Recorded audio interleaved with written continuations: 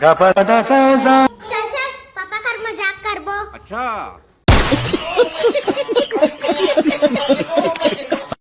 मजाक करबो. सवाल पूछबो सवाल. चल चल चल चल चल चल.